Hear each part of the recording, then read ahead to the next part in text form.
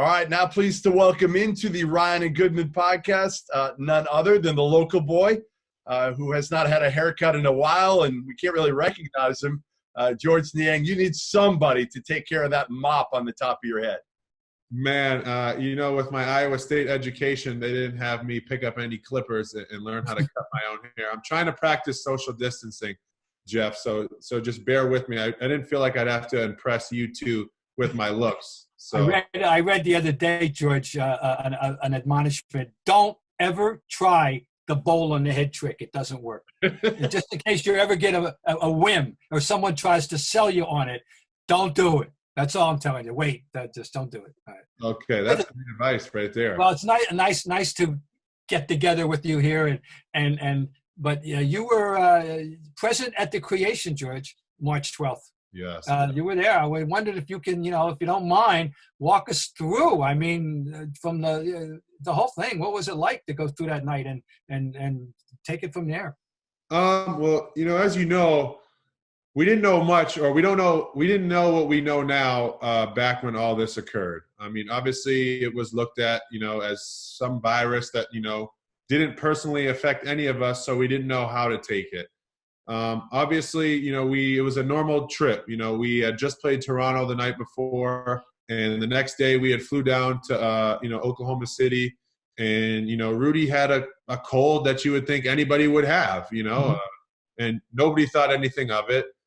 And, but obviously the training staff had gone in and said, hey, just for precautionary reasons, we're going to have you tested for coronavirus. So the next morning we wake up, shoot around, no Rudy. And then we kind of hear rumors of that he tested negative for strep, the flu, and different things like that. And I didn't think anything of it. I was like, oh, it just must be a common cold that nobody can really test for. And Jordan Clarkson had come up to me. He was like, no, if he's not testing positive for those, I think he has it. And I'm like, anybody who knows Jordan Clarkson, you're like, all right, Jordan, like, whatever. You're not selling me on a bunch of lines. And, everything continues to be normal. We get to the arena. We had been warned by, our coaching staff, the organization, try not to shake hands, try to wash your hands, use hand sanitizer. So we get all through that. Everything's a little different when it comes to that. And then when we get on the court, everything's normal. We do the starting lineup, get there, and then you see guys in suits running out as guys are starting to get on the court for the tip ball.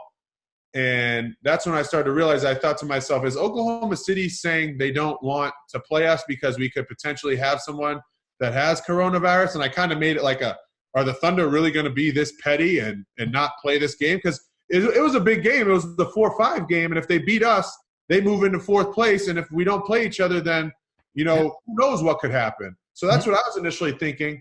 Then they send us back to the locker room. And I was like, this has never happened in the game of basketball for me. So I knew this couldn't be good. So then, guys are like Ed Davis is grabbing our trainer, like, what the heck is going on?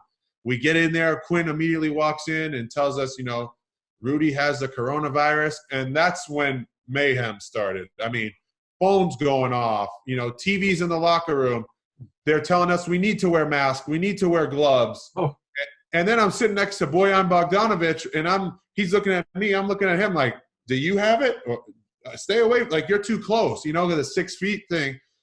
Oh. And it was kind of like being trapped, like, in your own mind. We were stuck in that locker room for 6 hours. Oh. People were saying, we're going to get you to a hotel to get you tested. But we know between us, like, what hotel is going to take 53 potential coronavirus havers or hosts to stay at their hotel? Nobody's going to do that. So we couldn't get a hotel. We didn't know what was going to happen next. We didn't know if we could even get that many tests to even let us, get out or be able to go home. We didn't know if we were going to fly home. Guys that had the money were calling private jet companies to be like, hey, can I get dropped off at the airport so I can fly home? Because all of us were thinking, I'd much rather be at home going through this than stuck in Oklahoma City. No offense to all the Oklahomans out there, but that wasn't our first choice. We then get tested, leave the arena at 2 a.m. I want to say it was like a Residence Inn that had taken us. They were empty. And the funniest thing about this, I don't even know if I should be saying this, but the lady at the front desk, because we were all sitting in the lobby, because we were thinking at the end of the night, you spend 6 hours with somebody, you're like, shoot, if I have it, you probably have it. But how are we going to get through this and not give it to anybody else? And we asked the lady, because, we were wearing masks, and we were like, do you know what we're in here for? She's like, yeah, I mean, if I get it, I'll be all right. And I was like, dang, like, what the heck is going on? So we ended up getting our results at 10 in the morning. And obviously, we knew Rudy had it, and we were all in a group chat, and all of us were texting like, yeah, like I'm good. Yeah, I'm good. Like once they got the phone call, and obviously Donovan had told us, yeah, guys, I contracted the virus. I'm just going to remove myself and just try to cope with this and deal with this. And I will touch base with you guys when I know more of what's going on. And that was kind of like the sad moment, of the trip. Obviously it was upsetting that Rudy had it, but we were hoping that nobody else would have it. And that's kind of the story of the whole night. We flew back. We finally got some Delta flight attendants who have been amazing. They've done our trips before, but just to come get us and bring us back to Salt Lake. And then I was stuck in my apartment, for 14 days. People would deliver groceries, and I'd give them a squirt of hand sanitizer. I didn't even have to tip them, Bob. Jeez. When you guys heard that Rudy had been fooling around with the media, with the microphones and your reaction was? Well, I mean, here's the tough thing. It's people who know Rudy, right? And how much of a perfect storm was it that he got coronavirus and, he had happened to touch the mic? Like I said before, nobody knew how serious it was, right? Nobody had known, like we've seen Ebola, we've seen SARS, H1N1, and that has never personally affected any of us, to be, quite frank with you. So I think, what Rudy was doing, he's a jokester, he's a prankster, and he was just trying to show, listen, this is getting blown out of proportion, and I and come to find out, it was something that wasn't. And I feel bad for Rudy, because there is not one malicious bone in Rudy's body. And the way it came off, for people that don't understand Rudy, thought of it like that and slandered his name and thought that he was being irresponsible, where it may have looked irresponsible, but his intentions weren't to be irresponsible. Everybody has those joking matters that, you kind of wish wouldn't be put out in the public. But once he had it and everything started shutting down, like sports, everybody wanted someone to blame, and Rudy just happened to be the easiest person to blame. Yeah. And does Rudy regret it? Yeah, I've talked to him, and he completely regrets that. Does that make him a bad person? No. But we make mistakes in life, and his just happened to be in front of the whole world. No, and his name is unfortunately going to be associated with this for a long time. That's just the way it is. I just don't not sidetrack, but let's talk basketball for a second with regard to Rudy. He has continually grown in stature in this league with his shot blocking and rebounding, particularly. You've seen him for 3 years. What kind of progress have you seen in him as a basketball player? Yeah. Rudy Gobert, I will tell you this, is probably, I'll tell you a story. He's probably one of the most competitive human beings I've ever been around. Rudy's not the most coordinated, right? We'll call a spade, right? So you're one to talk. Exactly. I'm overweight and uncoordinated, Jeff. That's why they keep me around. I tell the good jokes. But so Rudy had just got a ping pong table put in his facility. It was the first year I was here, and we were in training camp, and he was like, "Hey, do you want to come over and play ping pong?" And I'm like, "Sure." Like, "Do you know how to play ping pong?" Like, I'm like, "Rudy, your hand probably doesn't fit, with the paddle." And he's like, "No, like I just been learning." So I get over there, and I mean, like, I'm waxing him. Like, it's like 6 games to 0. And he's like, "One more." And I'm like, "Rudy, I'm going home. Like, this isn't worth my time, to sit here and play you." And so every day after that, after practice, he'd text me the emojis, like, the young kids do, a paddle and a ping pong and like question mark. And I'd be like, "No," like, because in my mind, I'm thinking, how good could you get in one day? And the next day, paddle with the ping pong. "No, Rudy, I'm not coming over." Finally, on like the 5th day, I said, "You know what? Fine, I'll meet you over there. So we get over there, and this guy beats me like 4-1. And I'm like, yo, like, how did you get like so good? And he was like, to be honest with you, I was so pissed that you beat me 6-0 that I made my TV cable guy play me after he set up the cable in my house. He's like, we were there for 3 hours. And then after that, he'd fold the table up and just start going back and forth, back and forth. And that kind of resonates with me because when Rudy came over, here he was drafted and Enes Kanter was ahead of him. Derek Favors was here also. So it wasn't like he just was put into a role where he was just able to have the whole franchise, that he has now. And it just showed me that this guy is going to go to extreme lengths when it comes to ping pong that he just picked up. Imagine what he's going to do for basketball and develop into the player that he needs to be dominant. I mean, I don't know if we've ever seen someone as dominant on the defensive end. Obviously, you guys have had a lot more, time to see players in different day and ages. But I've seen guys literally dribble the ball in the paint and turn right around and go to the three-point line. And teams really are afraid to score in the paint against us. When they usually beat us, it's usually over the top or, Rudy didn't have a great game protecting the rim. And I just think his impact on the defensive end and the improvements he's made offensively, and he's only 26. I mean, imagine how much better he's going to get with how competitive he is. He's grown tremendous, and I think that's a tribute to his character and how bad he wants to be great. He's already won 2 Defensive Player of the Years. I see 3, possibly 4 more with just his natural ability. Now listen, George, let's put it into perspective here from somebody that has beaten you pretty badly in Oh, okay? Man. I mean, Talia here beat the living crap out of you last time you were over here in ping pong. You know what? I think I was under the weather. I was 11. Right. Yeah, Hey. she was 11, you were 21. You're not supposed to say these things. I thought you're on my side. Dad can't get you anywhere. I beat him too. It's okay. She did. Oh, now the secrets come out. Well, the story is years ago when she was, what was it, 6th grade? Going into 6th It grade. was 5th grade. 5th grade, I said, if you ever beat me at ping pong, I'll get you a cell phone. Thinking there was no way in hell she was – I mean, I was beating her 21-3, 21-5, whatever. And I was messing around with her a little bit, and she was up like 15-5. And I tried to mount a comeback, and I couldn't.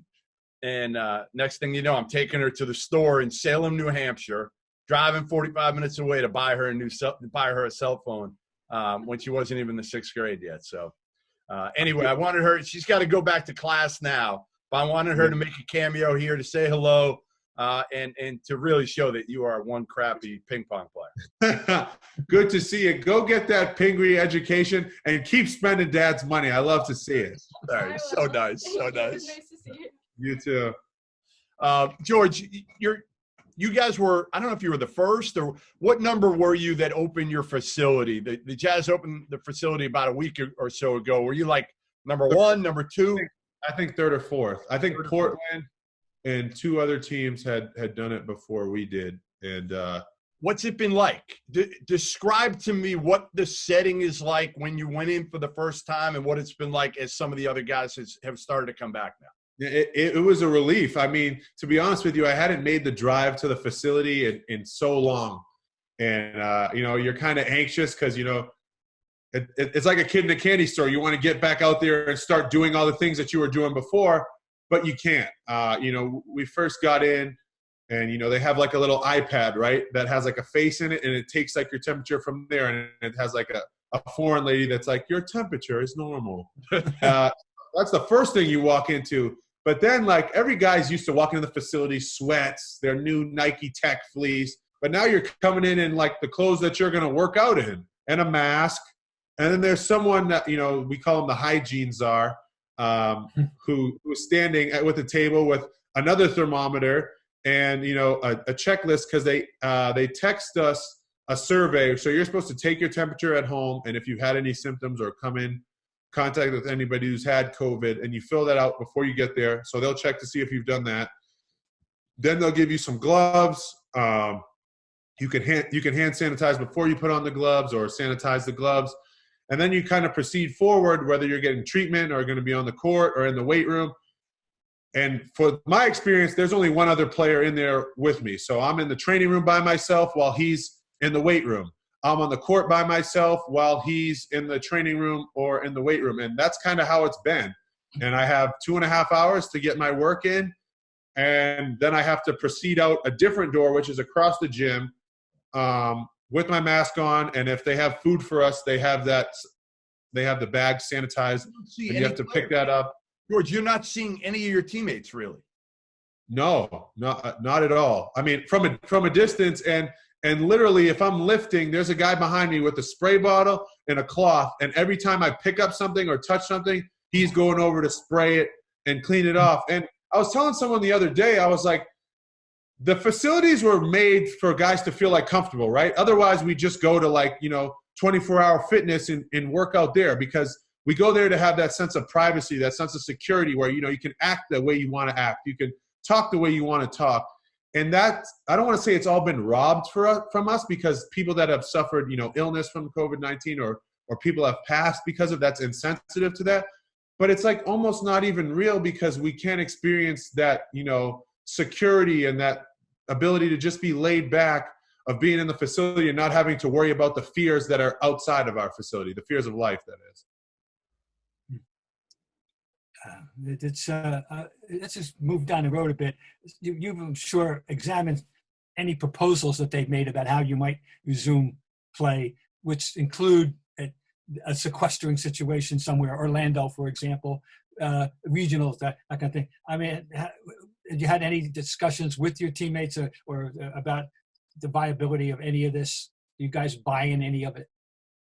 Oh, that the season is going to go forward? I think the guys are pretty bought in now. I would say that would have to have been in the last 2 weeks with Adam Silver's, phone call, and then Chris Paul being in touch with a couple of guys, on our team. And, obviously I think we're going to play. I think we're also going to take the necessary steps and the longevity or time, however long of time it takes, to make sure that it's done in the safest way possible. I don't think the NBA would ever put us out there to be at risk or, to injure ourselves. So I think there's going to be a time where, we're going to be made aware that, we're going to be allowed to do, group workouts, where I think they'll give us a 2-week notice.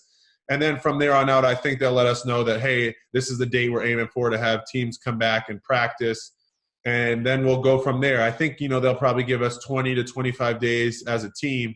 And then from there, I see the Orlando thing, working out. Obviously, someone said this to me, we're going to be a bunch of millionaires at a playground at Disney World. We're going to go back to the AAU days of where guys are hanging out outside, other guys are watching other teams play, and you're just going to be in one constricted bubble. And I see that being beneficial, especially if no outsiders are allowed in. George, you should see if you can be a guest broadcaster when you're not playing. Seriously. Yeah, that would actually be good. And I think what I've learned, with the little experience that I've had, is the more practice you get, the better you are. And what better way if they could throw me in and not bring in another person, right. Do an NBA playoff game. I'd put that on my resume. That'd put me right above you, right? Oh, you're already way above me. Way above me. Listen, all I know is right here, I've got some strawberries. That's what I'm eating here. I'm trying to stay sort of healthy and not gain a ton of weight.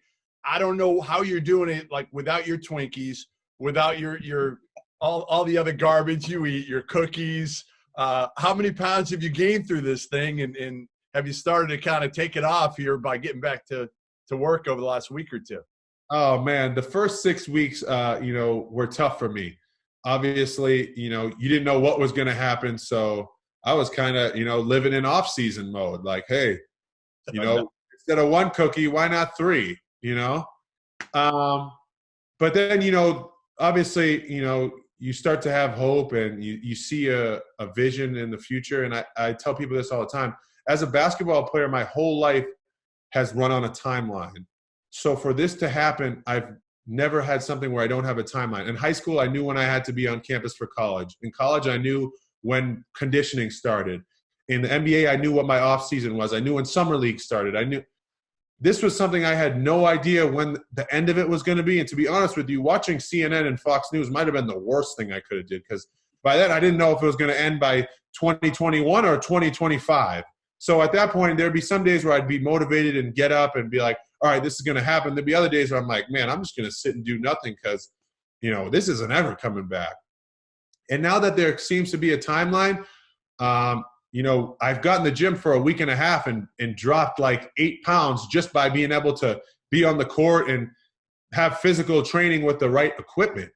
And that's been a huge step for me, because obviously, the bigger I get, the less of longevity I'll have in this career that I have. So it's been tough. It's been difficult, but I think the fact that the NBA opened up the facilities is giving a lot of guys hope, and is going to help, a lot of guys going forward to continue to better themselves, for this season, because I don't think the NBA wants to come back and put out a bad product, especially when they've waited this long to get through this pandemic.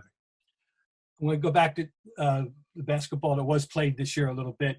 And this is probably a stunning announcement to some people who are listening. But when play ceased, the Utah Jazz had a 41-23 record. And we're having a pretty damn good season. As you pointed out, we're number 4 and would have had a home court if the playoffs were to start that night. What I guess what I want to get at is you got the franchise is almost perpetually under the radar. Do you guys, can you use that as some kind of a nightly motivation, or is that not self-pity, but that self-analysis come up among you guys? Where you feel like we can blame the people don't, you say, well, we'll show them. Nobody takes us seriously. Yeah, I'm saying, we don't get do you get your proper respect? Is that something that motivates? Do guys use that word in the discussion about where you fit in the NBA firmament? No, 100%. I mean, Bob, if we're being honest, nobody's really talking about us as being, a team that is headlining the West. It's always, the Lakers, the Clippers, the Rockets, the Nuggets have even, slipped in from that sleeper into that, projected role. And even in the NBA, I mean, obviously people consider, Utah, a small market, and, do we have the ability to bring in free agents and have that talent? And that is something that, guys talk about.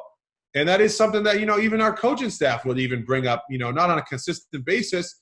But I think the thing that makes us unique from anybody else is we have a culture, that's built with the Jazz.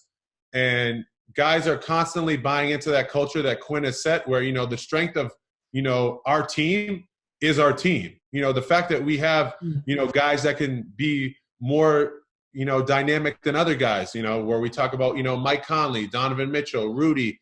We have guys that really complement each other, whereas other guys have flat-out superstars that have to fill huge roles. I think the biggest thing with the Utah Jazz is, if you notice, with the synergy between all of us and over the years, guys come in and play here and have to fit certain roles that help the team win. It's not you're coming in to build your brand or help better yourself or look better.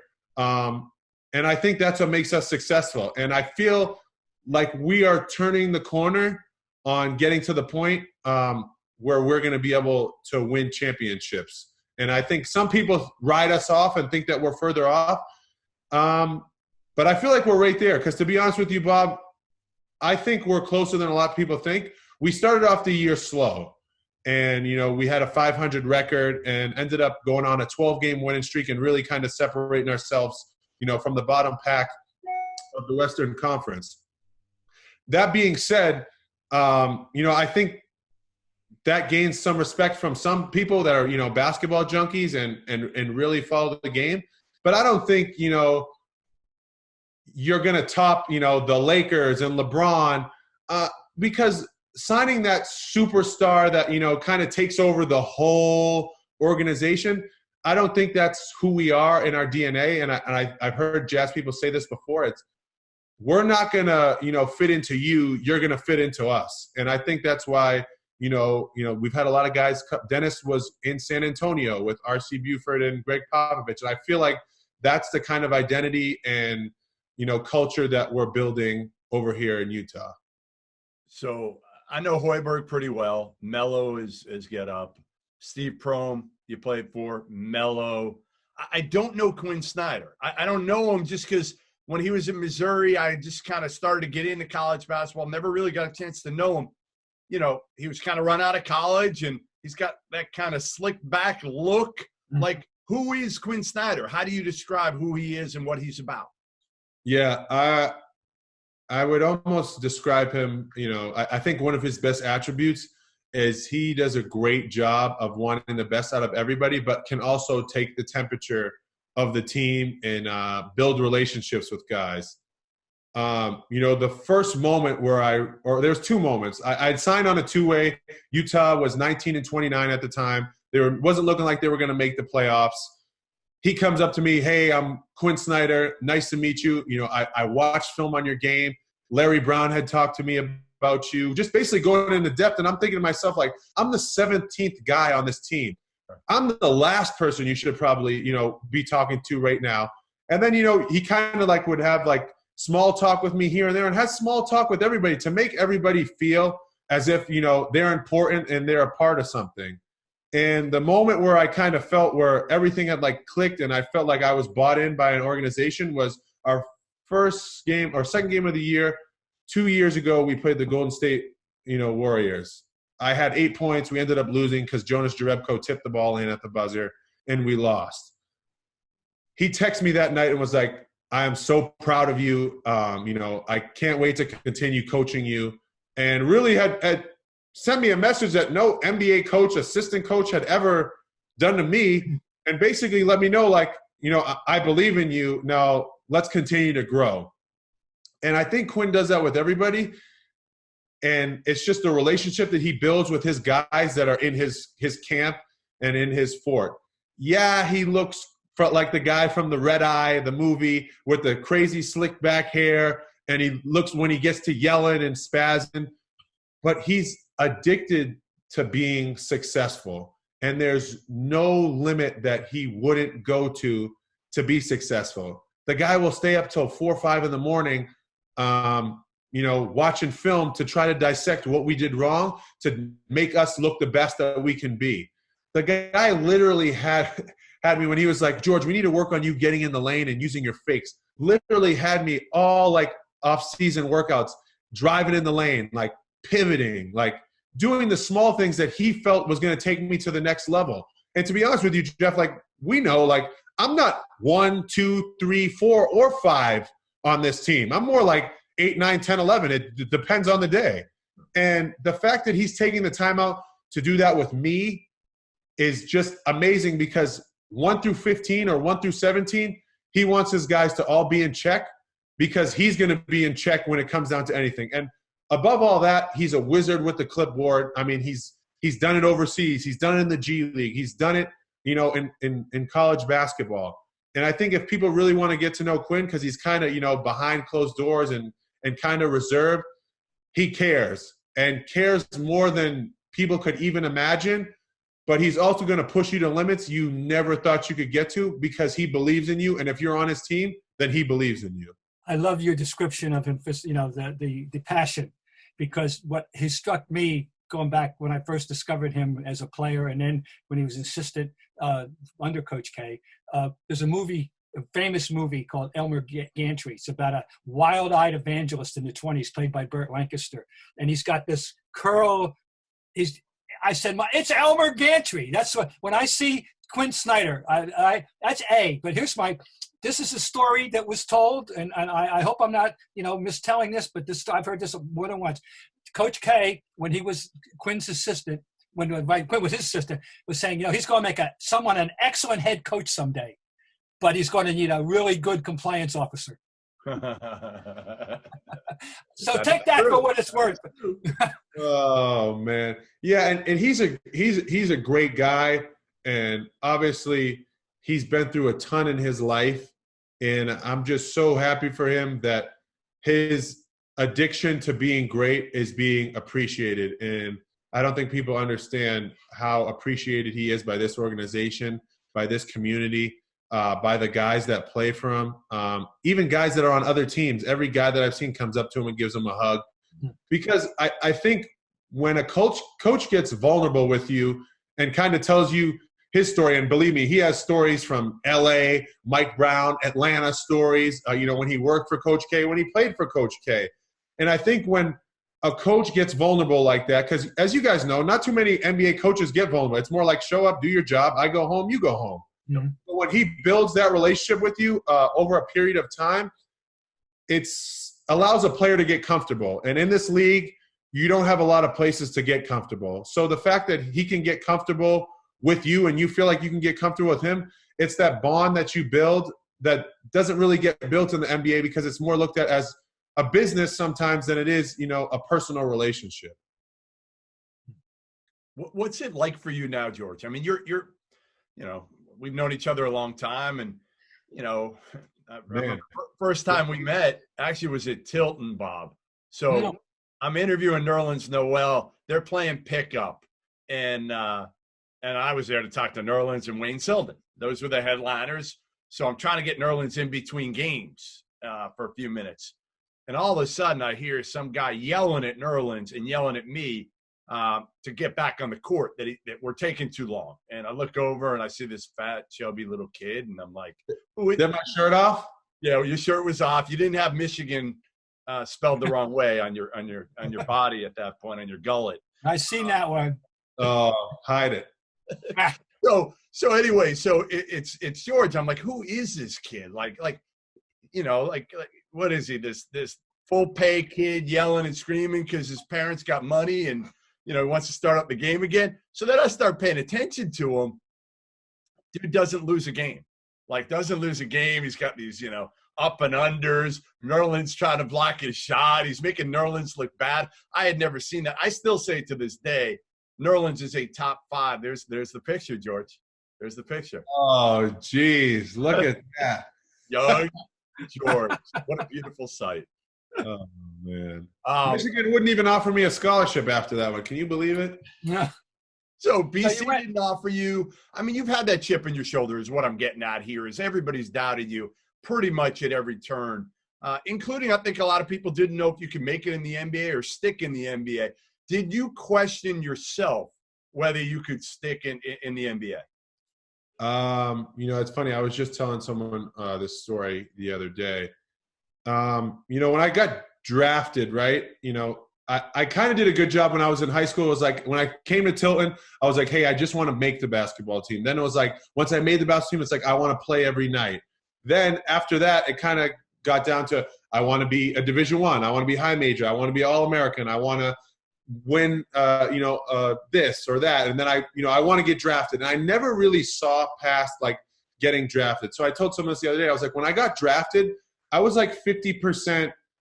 I made it because that was like my end goal. My end goal wasn't like I want to play in the finals against LeBron. Like that wasn't like they'd be like, come on, George. Like let's really hone in. Like you're a kid from Methuen, Massachusetts. And I was 50% like I made it, and 50% like okay, I'm ready to get better.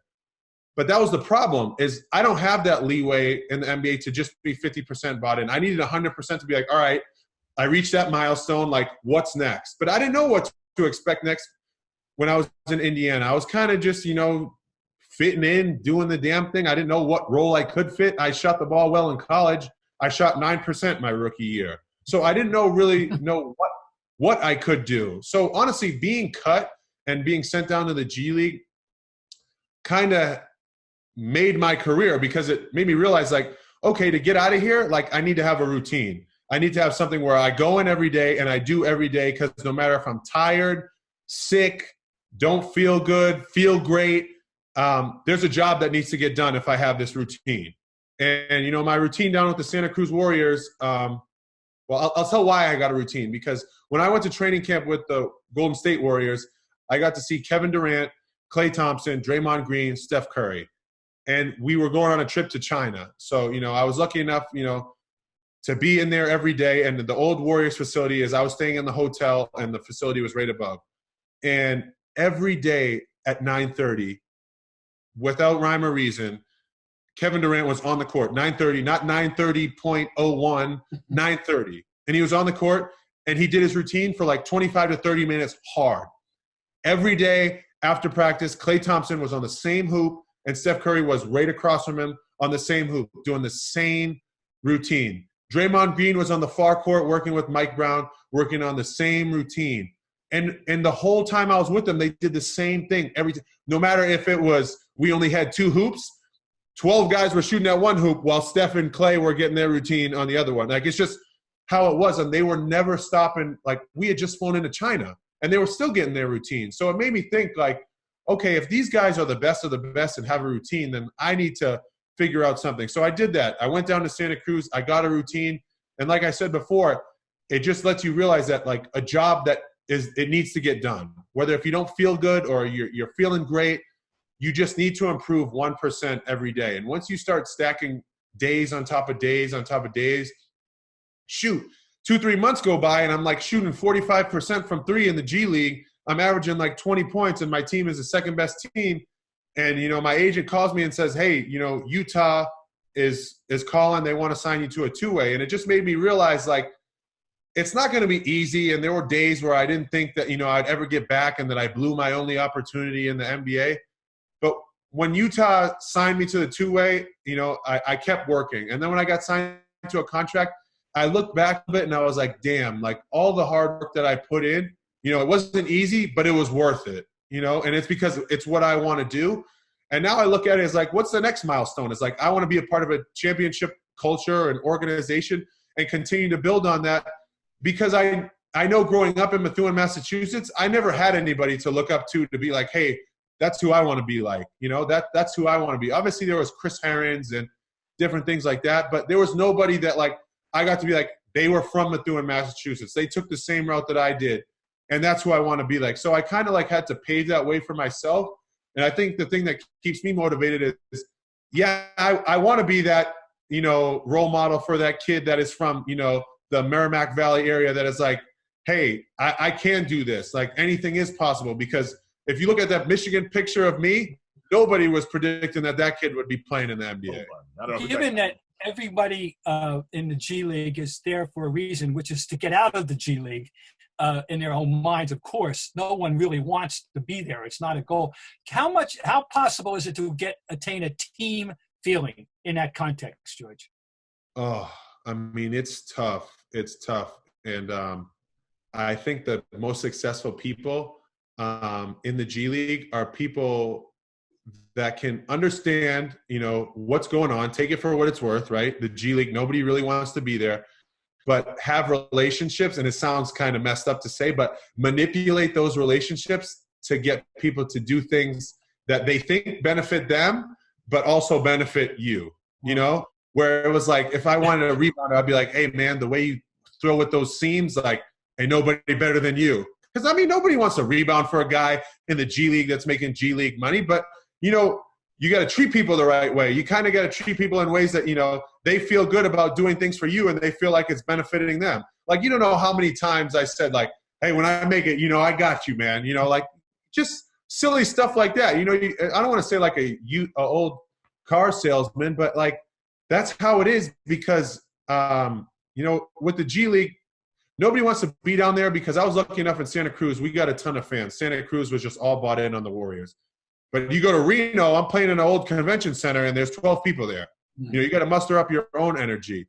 And obviously, you know, it's a tough situation being down there, but it makes you appreciate what you have when you get up here. And I'm thinking, like, man, I ain't never going back down there. I ain't ever going, whatever. If I have to fight someone, claw, scrap, play our GM one-on-one with my arm tied behind my back, I'm doing that because I'm not going back down there. As a New England bred kid, was there any culture shock in Ames, Iowa when you got there? Oh, I mean, I love Ames, Iowa now, but driving down 93, I can see houses off the highway and trees, and, you know, there may be a Burger King. When you land in the Des Moines airport and you drive 45 minutes north to Ames, Iowa, you can see as far as the horizon on both sides. You may catch a windmill or a couple, you know, combines and machines out there working. But, you know, it was tough for me, and I'll tell this story. They have a convenience store over there called Come and Go with a K, Come and Go. And, you know, in Boston, you know, when you're walking, it's kind of like head down. Like if you don't know someone, you're not making eye contact with them. You're not waving. But in Iowa, it was like everybody was like, hey, like, how are you doing? How you doing? And in my head, I'm like, I'm from Massachusetts. Like nobody says hi to anybody. It's like, what do you want? Like let's just keep it moving. And at first I thought it was, you know, they know this big recruit on campus, but nobody knew who I was, but that's just how they all were. Hey, how you doing? Hey, how's it going? Oh, great to see you. And I'm like, you don't even know me. But that was like the shell that every Massachusetts kid has. Like, what do you want from me? You know, and I kind of had to like. That's all. That's what you want. Exactly. We have that name for a reason. You drop that guard, and you know, obviously that was kind of the great point of it. You know, I was walking into a situation where everybody was going to love me, even if I stunk or not. You play bad for BC. You have guys like Jeff writing about you, telling you can't jump over a credit card. Or me. Yeah. Well, I didn't want to say that because I like you. Hey, how did you get the nickname? What minivan? Oh, the minivan. So that's funny. You know, I was in and out of the rotation last year. We were playing Brooklyn at home, and I had just gotten in the game. And they swung the ball over to me, and I had I pump faked and went by Rondé Hollis Jefferson and kind of like hesitated, and then had a chance to like wide open, Jeff, like go up there and just hammer it home. And I try to go up and get off two and dunk it, and I like lay the ball in the hoop, and everybody on the bench like stood up when I was about to do it, and they were like, oh, like what the heck? And I get back to the locker room, and guys are like what the heck? What was that? Like, and I was like, hey, listen, I know you guys are all Ferrari engines over there and can get revved up real easy. I'm like a minivan. You know, I need a couple laps around the block before I hit top speed. And then our sideline reporter found out about it, and then it just kind of took off. And what better marketing tool than the minivan? I mean, I think the best way you can nickname yourself or have a self-proclaimed nickname is if you're making fun of yourself, because I know what I am, and I know who I am, and I can laugh at myself, and I think that's a good quality to have. Like a minivan commercial. Like, can we get you on some sort of minivan commercial in like Danvers at one of those, you know, when you come back home, one of those car dealerships? Hey, man, if Herb Chambers is paying, I'm in there. Well, listen, we appreciate you doing this. We really do. And whatever your snack of choice is, just lay off it. And like I said, go with the strawberries. Go with the strawberries. They're healthy. They'll keep you as thin as you've been in years, which and get a damn ping pong table, will you? Well, I'll just go up and play Rudy. He had to have gotten a lot better in 6 weeks. Yeah, oh boy. My daughter can take Rudy at least in ping pong. Maybe. Thank you guys for having me on. This is awesome. That was fun. Best of luck to you. George.